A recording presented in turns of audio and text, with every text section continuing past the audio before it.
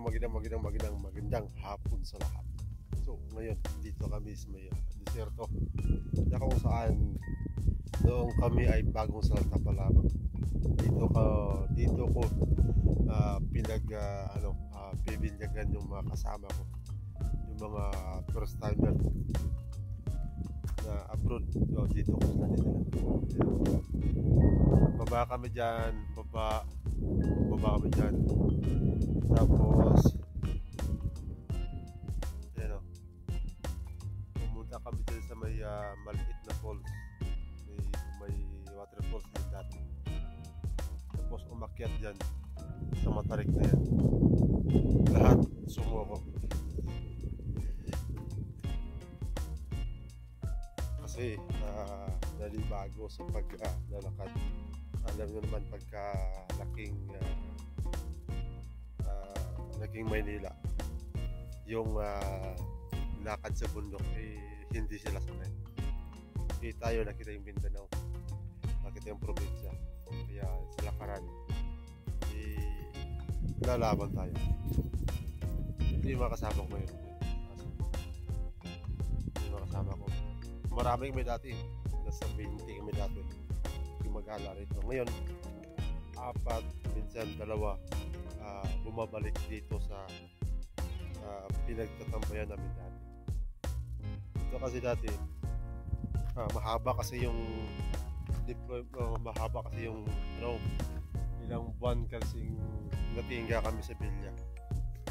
Kasi yung deployment namin mabagal. Kaya napatambay kami sa Bilya. Mga 6 na buwan. Hindi.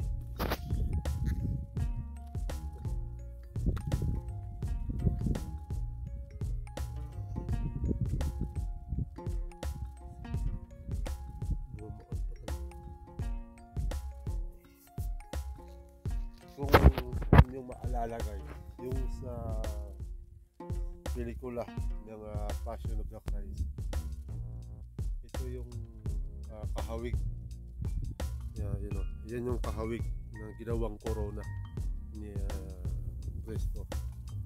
Ito yun siya. Yung may mga pag-aaral na sinasabi ito ang halimbawa kahoy, bulaklak o lumang tawag dito na maraming tinik. So ito yung halimbawa, ginawang corona at saka nilagay sa ulo. Nakakahapos nito. Ayan siya guys, maraming tinik.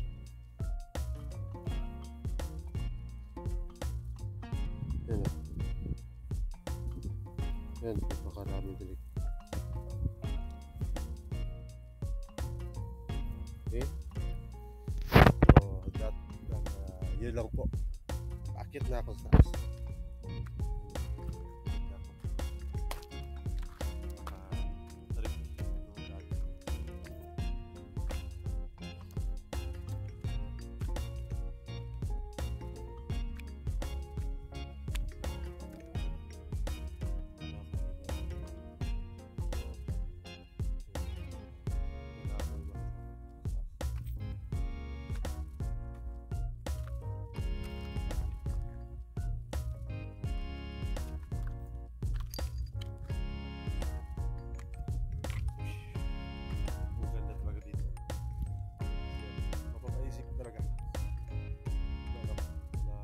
Itong buong Middle East ay bahagi ng dagat nung sinaunang panahon. Siyempre yung pagbasihan mo yung panahon mo malakas ang ulan, bumaha buong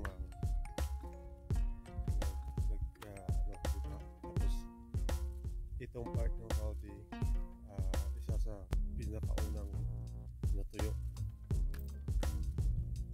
Kaya kung titingnan yung mga bato, parang nasa ilalim rin ng dagat. wala ka pala ditong lindol sa Saudi. Mayroong lindol boundary ng Jordan at saka Middle East. Pero dito sa bansang Saudi, wala talagang ano ito, lindol.